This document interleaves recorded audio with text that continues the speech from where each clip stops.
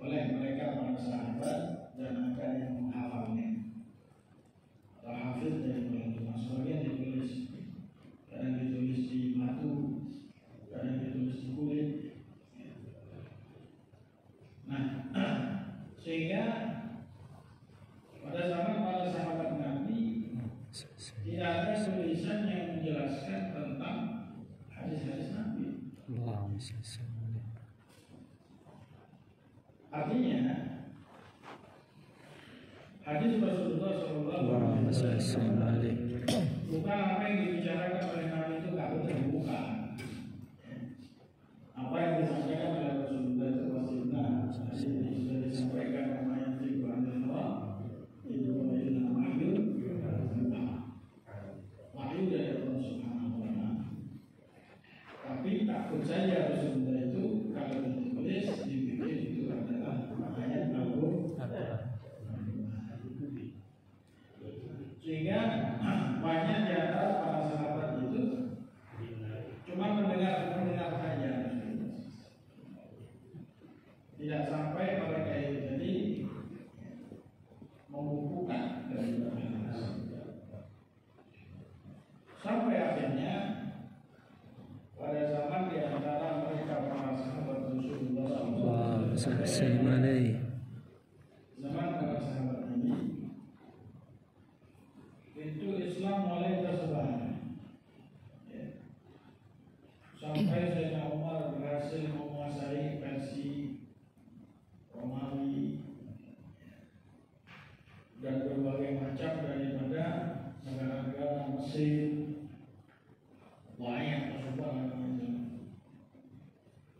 Ketika agama Islam itu tersebar, maklum semakin banyak pengikut pasti semakin banyak musuh. Mengenai ojo seneng-seneng orang yang mengikuti itu jalur enak. Semakin banyak pengikut, semakin banyak musuh. Semakin banyak yang iri, semakin banyak yang dengki, semakin banyak yang tidak suka.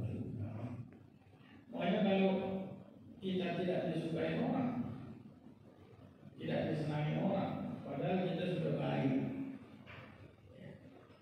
itu pertanda bahwa ya, amalan kita itu diterima oleh Allah.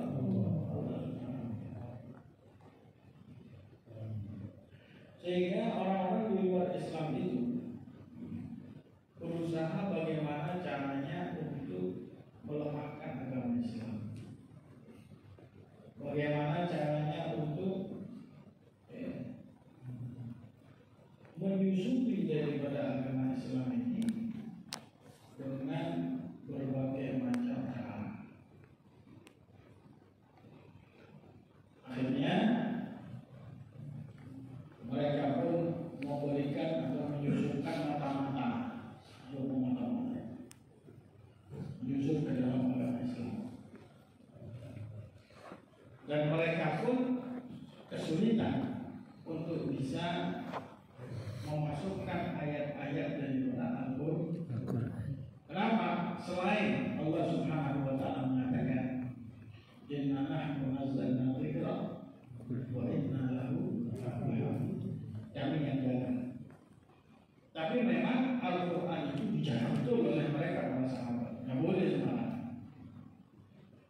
Sayyidina Abu Bakar Siddiq itu pada saat peperangan Al-Yamamah melawan Musailamaah Al-Kadzdzab itu banyak daripada hufadzul Quran yang terbunuh dalam peperangan. Akhirnya beliau kumpulkan seluruh versi-versi daripada Al-Quran, seluruh hufaz dikumpulkan, kemudian dijadikan satu, tapi masih berserakan kayak bacaan ini. Jadi pertama kali itu yang inisiatif untuk mengumpulkan Al-Quran itu bukan Sayyidina Utsman, tapi Sayyidina Abu Bakar sendiri. Jadi Sayyidina Abu Bakar itu kumpulkan berbagai macam manuskrip lah kalau bahasa kita yang sekarang. Kumpulkan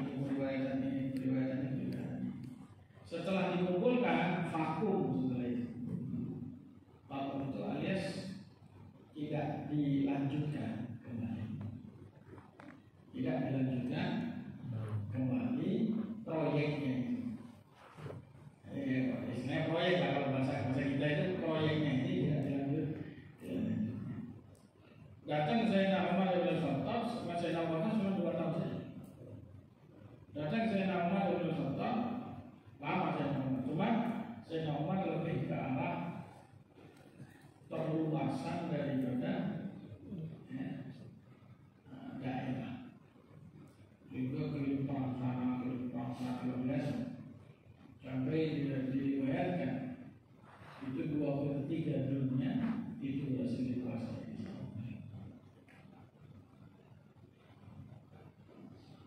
Setelah itu datang Khalifah Sayyidina Utsman bin Affan. Sayyidina Utsman inilah yang mencetuskan terkenal dengan namanya Al-Mushaful Utsmani. Jadi dalam hal itu dikumpulkan semua para sahabat Nabi. Tulisannya yang ada di zaman Sayyidina Abu Bakar itu semuanya dikumpulkan terus dijadikan satu kitab. Ini versinya kita tidak punya jadi satu.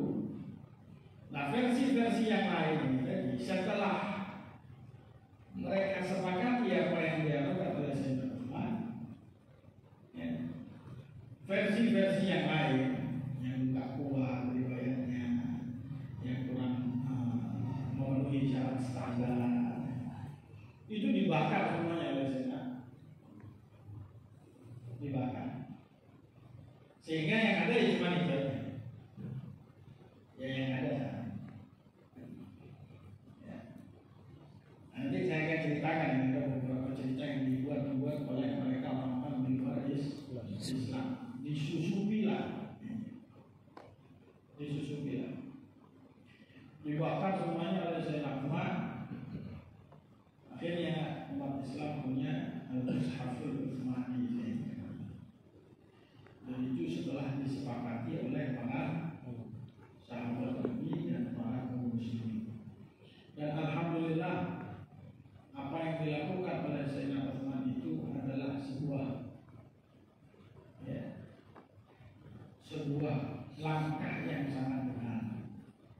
Bukti konkretnya adalah sampai sekarang itu Al-Quran tidak berubah selama 1400 tahun lebih. Tidak berubah sama sekali. Padahal kalau kita melihat ke belakang, kalau Injil itu setelah Nabi Allah Isa diangkat, ratusan tahun setelahnya sudah diubah. Bahkan Injil itu diubah setelah Nabi Allah Isa itu diangkat. Nah, dengan yang ratusan tahun. Makanya kalau kita membaca dalam Injil itu itu bukan Injil asli. Itu perkataan Paulus, itu perkataan yang murid-muridnya ada baca dalam Injil. Itu bukan Injil Allah berfirman, tapi Paulus berkata, ini berkata. Jadi semuanya dia. Yang ini ada dalam Injil. Ibarat seakan-akan itu tadi begitu Nabi Isa diangkat sudah berubah. Tapi Al-Quran alhamdulillah sampai sekarang 1400 tahun teruslah mengalir daripada zaman Sayyidina Utsman. Nah, zaman Sayyidina Utsman itu orang di luar Islam sudah mulai ngincar juga, tapi memang belum tampak jelas tentang fitnah-fitnah yang terjadi yang akan memporak-porandakan daripada kaum muslimin saat terjadi pertama kali, dan itu sudah disampaikan oleh Rasulullah. Rasulullah sudah sampaikan. Rasulullah mengatakan, "Awwalu fitnatin qatlu Utsman." Terjadi pertama kali yang namanya fitnah tersebut itu adalah dengan terbunuhnya Utsman bin Affan. Saat itu Sayyidina Utsman jadi khalifah dan beliau dibunuh. Setelah beliau dibunuh saat membaca Al-Quran, mulailah itu orang-orang mereka cari kesempatan. Kenapa? Karena kaum muslimin pada saat itu terus jadi pertikaian luar biasa.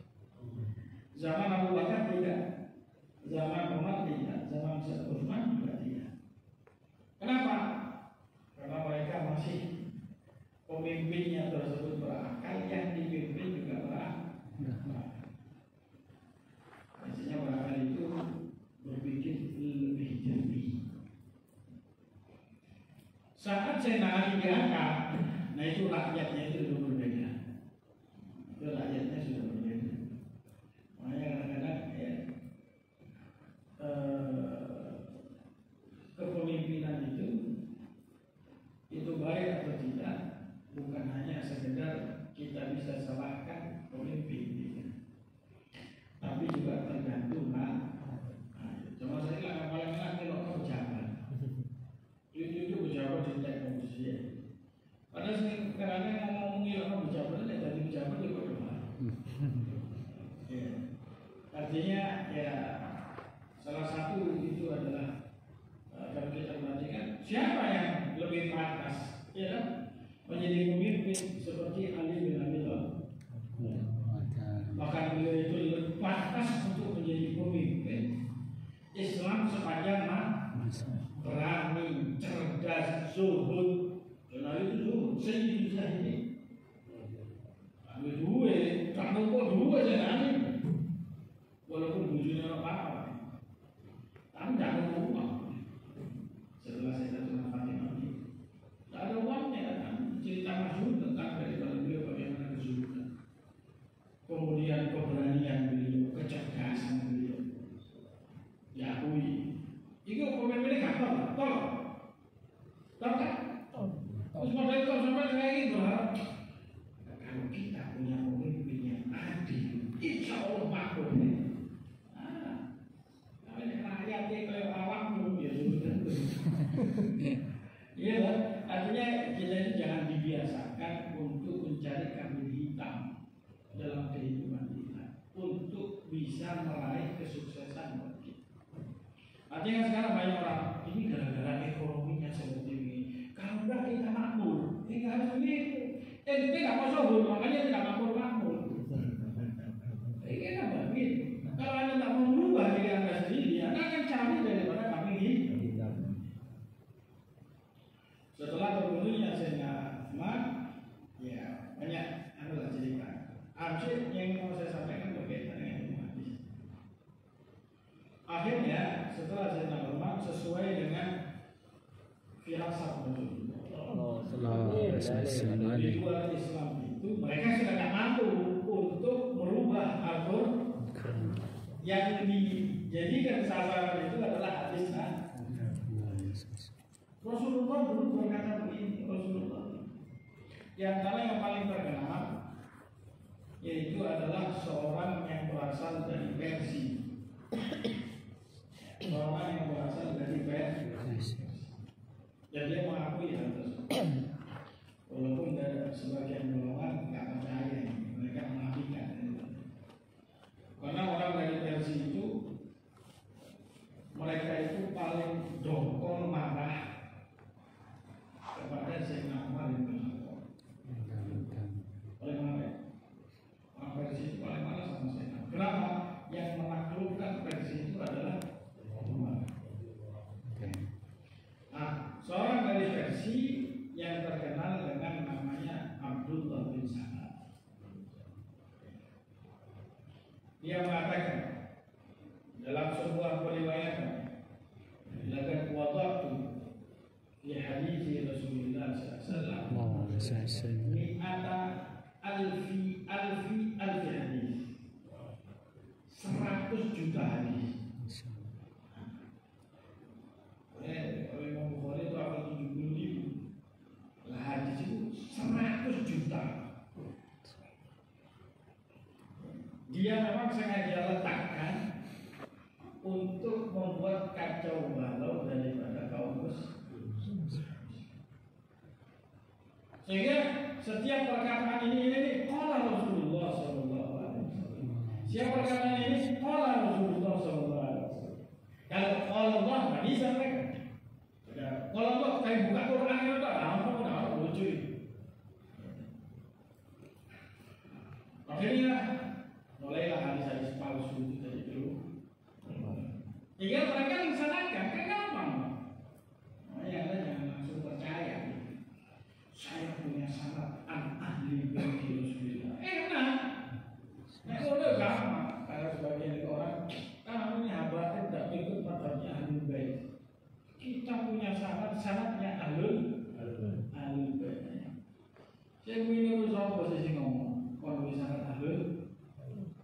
Kalau mau membuat sangat ahlul bait, sekarang saya bisa. Kan tak gawe-gawe wae, kan Habib Salim bin Umar Syadi, anfulan, buru-buru terus alhamdulillah, ya iso. Ya cuman ya, kan gitu. Akhirnya itu timbullah. Di zaman para sahabat Nabi mereka masih tidak, tapi di zaman tabi'in mereka mulai pokoknya penyelewengan di hadis Rasul. Ada penyelewengan hadis-hadis dari Nabi besar Muhammad. Akhirnya berkatalah perkataan-perkataan ya yang diriwayatkan ya seperti yang viral-viral itu, ada viral saya lihat di WA itu kan itu cerita lama ya, yang viral kemarin ada yang membantah misalnya bahwa Sayyidina Abu Bakar dan Sayyidina Umar mendobrak daripada rumah Sayyidina Ali bin Abi itu ada dalam periwayatan mereka, sehingga Sayyidatul Fatimah yang saat itu keguguran karena ada viral baru nih dari WA itu cerita lama yang disebutkan di dalam periwayatan hadis-hadis daripada dhaif mereka. Akhirnya para ulama khususnya di zaman tabi'in, karena sahabat ini zaman tabi'in, seperti zaman Imam Malik, Imam Abu Hanifah, zaman daripada Imam Syafi'i, ya, zaman daripada tabi'in, mereka mulai berpikir ini bahaya ini. Ini kalau tidak dibuat satu buku khusus berkaitan tentang hadis Nabi, maka bisa diperbalikkan daripada sabda Nabi Muhammad. Apalagi ada yang namanya Abdullah bin Sabat sebagai orang yang diselundupkan. Kalau Anda ya memang ini namanya orang-orang di luar golongan Ahlussunnah wal Jamaah juga Abdullah bin Sabat itu adalah seorang fiksi. Orangnya itu nggak ada, tidak ada. Akhirnya setiap ada orang yang berkata, kalau Rasulullah pegang, tekan di orang fulan, kamu sezaman tak? Pernah ketemu tak sama si fulan? Oh saya pernah ketemu. Kapan kamu ketemu? Itu ditanya di sini. Saya nggak pernah ketemu, tapi saya dengar dari saya. Kenapa saya kamu nggak kamu sebutkan? Kok kamu langsung kepada Allah Rasulullah? Itu dibahas saja, jadi kan dibahas. Sehingga kitab pertama kali yang dibuat dalam ilmu hadis itu adalah kitab yang dikarang oleh Imam Malik yang terkenal dengan kitab namanya Al-Muwatta. Jadi Imam Bukhari masih suwe, masih lama juga. Imam Malik itu ya tahun pertama Hijriah, abad pertama. Sedangkan Imam Bukhari itu abad ketiga dan abad nah, setiap orang ditanya. Setelah Imam Malik, kitab yang paling terkenal dalam ilmu hadis adalah Musnad Imam Ahmad bin Hanbal. Musnad Imam Ahmad bin Hanbal itu berisi puluhan ribu daripada hadis. Imam Ahmad itu hafal daripada hadis-hadis ya, melebihi Imam Bukhari. Cuma Imam Bukhari itu memang lebih terkenal karena kitabnya, kitab hadis ini. Karena Imam Ahmad bin Hanbal menuliskan di dalam kitabnya yang terkenal dengan Musnad Imam Ahmad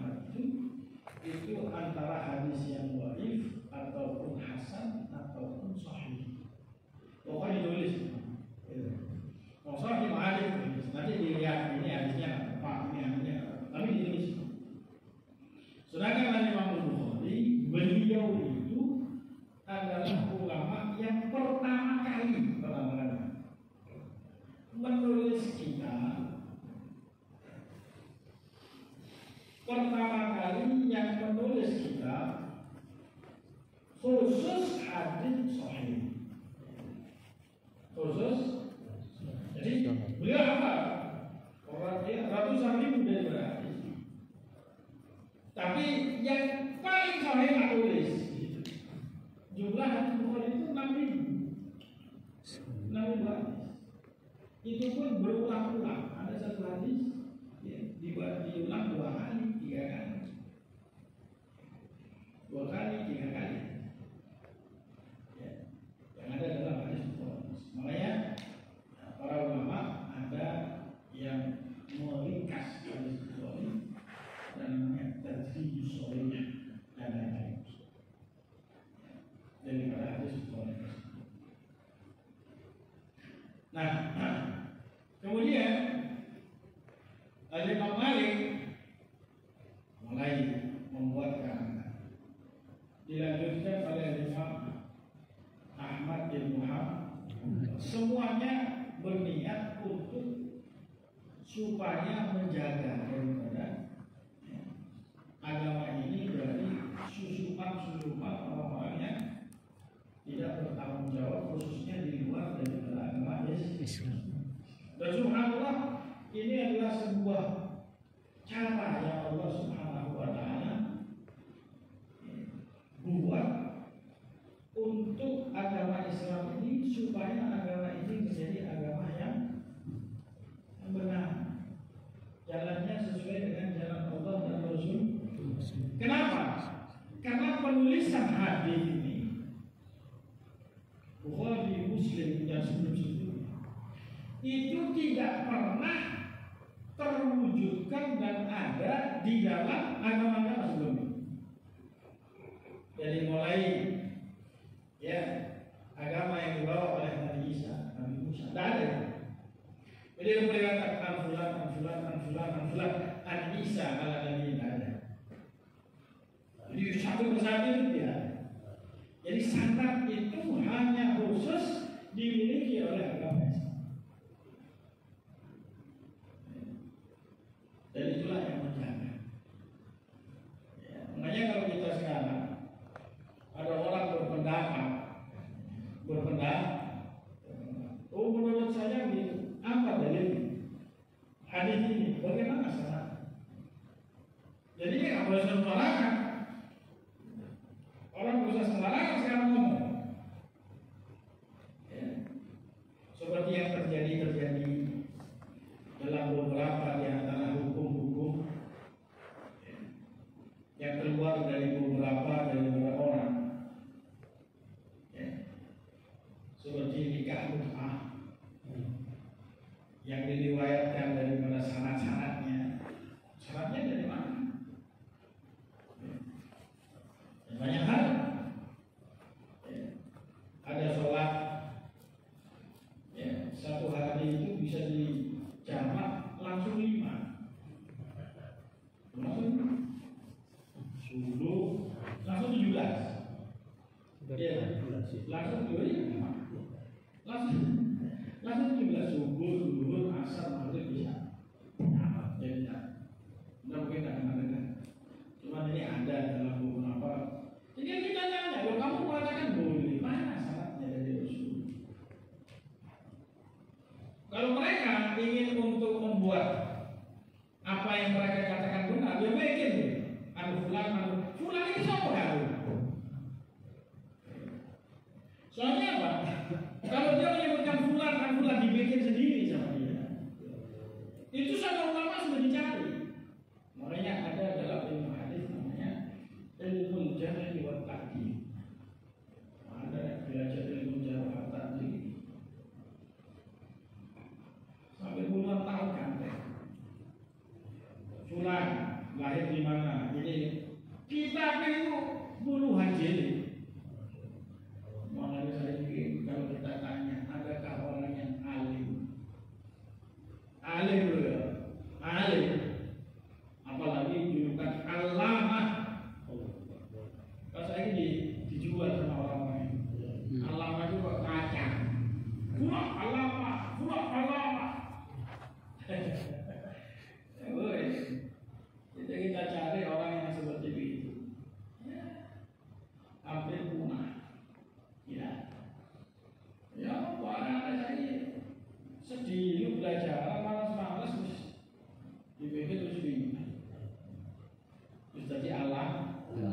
Itu kalau belajar ilmu jarah bertakdir saja, mungkin puluhan tahun dia nggak ada habis.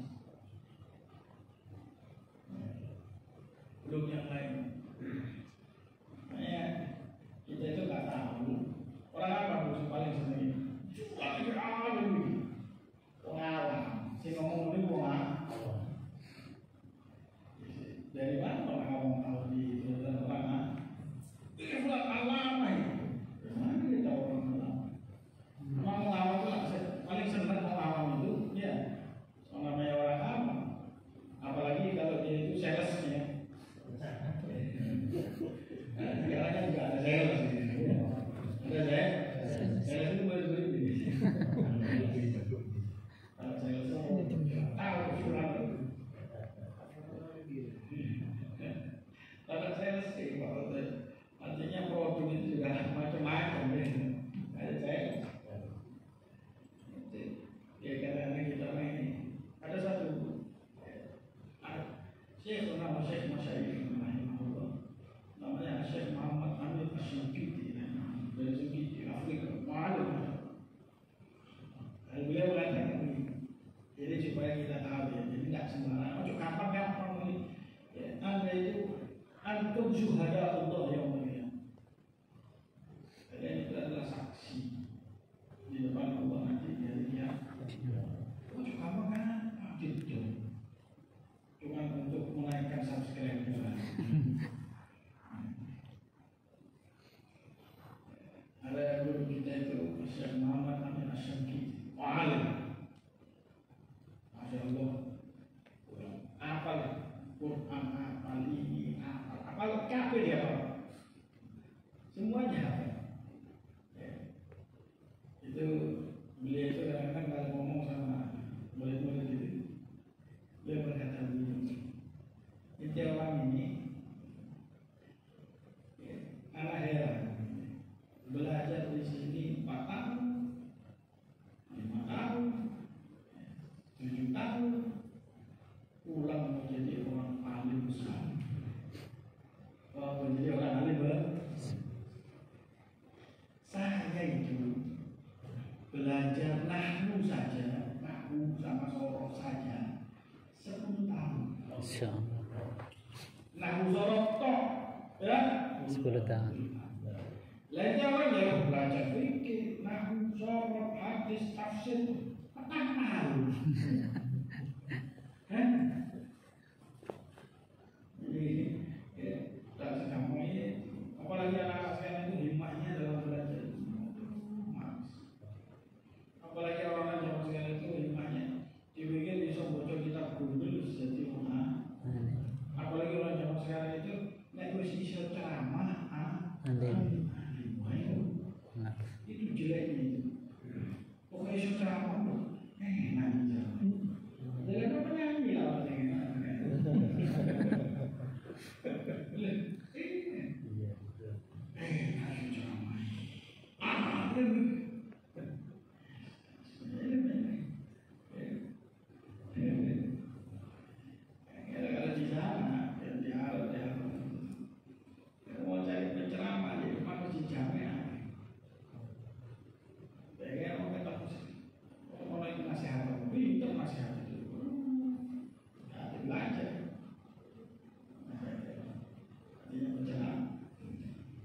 ini sebetulnya artinya supaya kita paham bahwa yang mau itu luas kan. Terus saya dari ini ngajar ini kita apa? Yang mana ya itu enggak? Artinya menurut ulama alim. Sekarang kita dapat jangan orang-orang itu jangan berbicara tentang daripada ilmu nahwu dan sorofnya saja masih amburadul. Bahkan kitab-kitab seperti Alfiyah saja mereka tidak mumpuni untuk mempelajarinya. Itu sudah. Nah ini sekarang. Makanya kalau anda itu kitabnya himah itu harus diperbaiki. Akhirnya ada sedikit. Setelah itu datanglah masa Bismillah. Sudah bisa untuk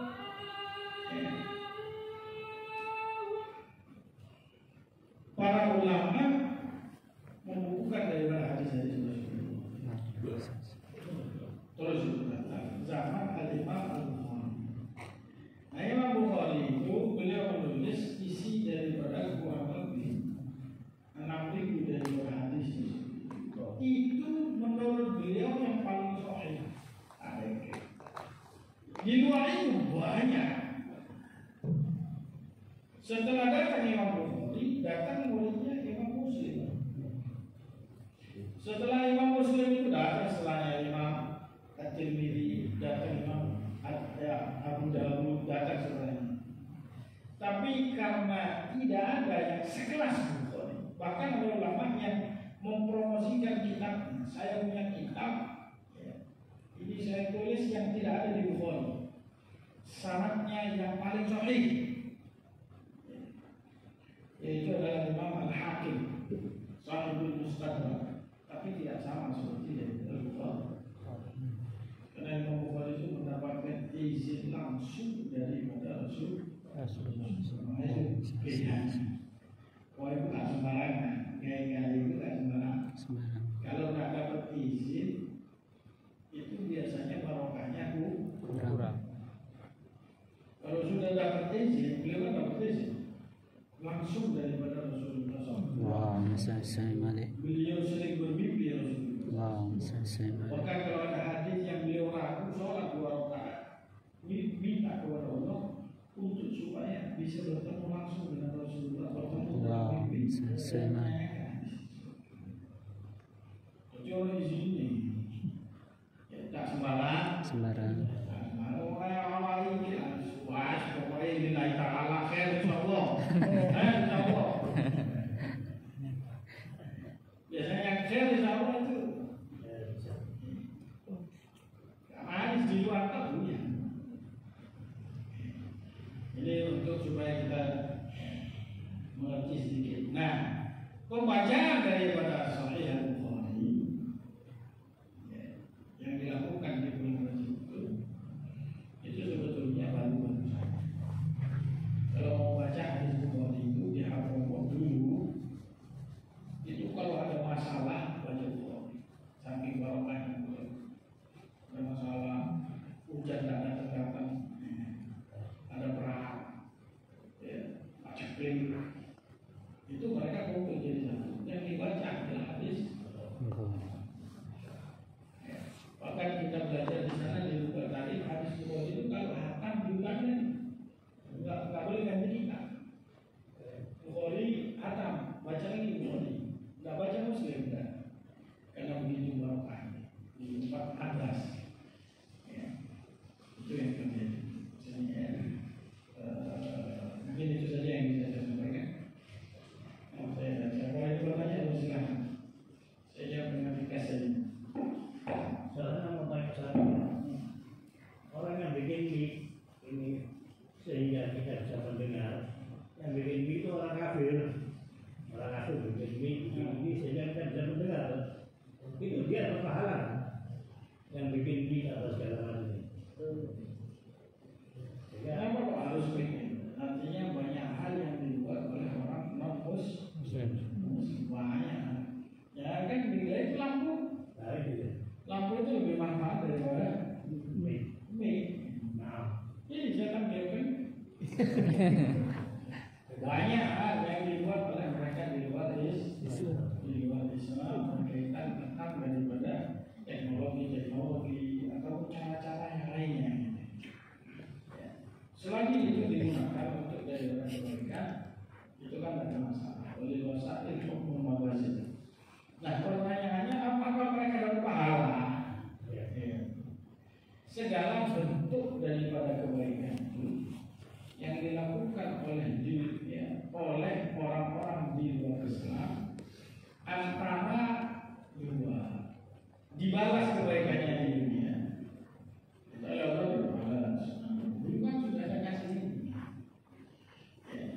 Antara Allah Subhanahu Wa Taala menyiksa mereka dengan kekuasaan Allah. Terserah saya, nanti kamu saya siksa. Saya sudah berbuat baik ya Allah.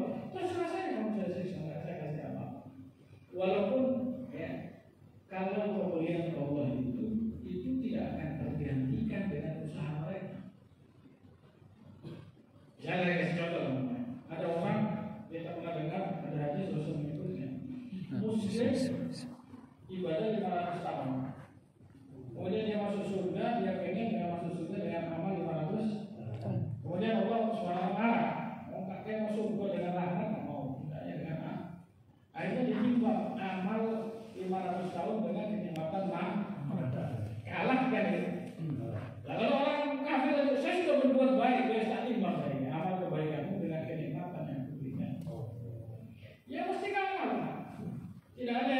bisa untuk mengalahkan hujah Allah Subhanahu wa taala nanti di hari kebaikan apapun, kecerdasan apapun, kalau tidak ada stempelnya tidak akan pernah diakui.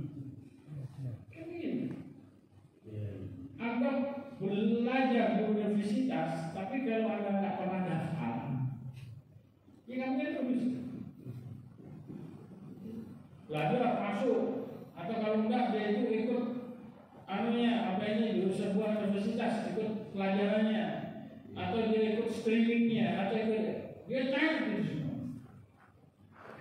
Setelah itu ada ujian, ada lulus nggak? Kalau lulus nggak dapat. Sama seperti itu. Islam itu dapat. Kalau sudah kamu daftar, baru nanti bisa dikatakan lulus. Kalau belum daftar tidak akan pernah.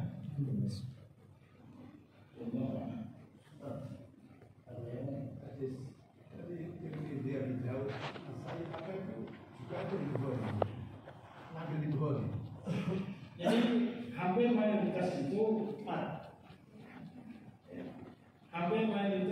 adalah usaha. Mata rantai. Jadi Imam Bukhari punya Muslim, Imam Muslim punya usaha. Nah, ada pun hadisnya. Bisa juga ada. Seperti hadis yang nama Lakman dunia. Itu kita bisa dapati jiwanya daripada Nabi dan usaha. Hanya saja disebutkan antara barokah, ngambil barokah,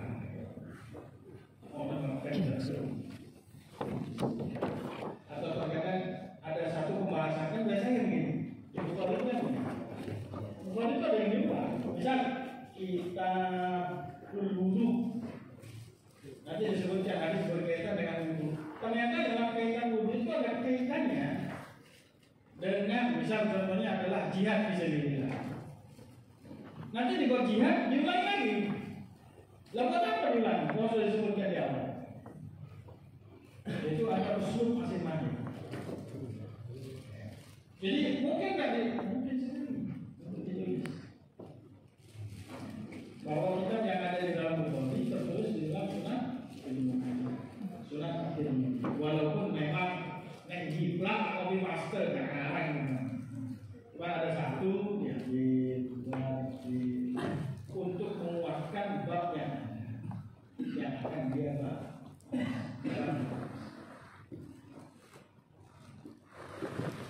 Itu baru boleh saja kita hari itu belum syarah hadis. Bukhari itu punya syarah puluhan. Kalau ada bilang itu alam. Kalau saya itu saya sudah hadis itu sudah jadi makanannya saya ada. Kita hadis ini masih bocor. Harus ngaku Allah ahli hadis. Baru si dulu. Zaman sekarang itu gitu lah. Banyak pengalaman itu. Syekh tua itu. Masalah apa?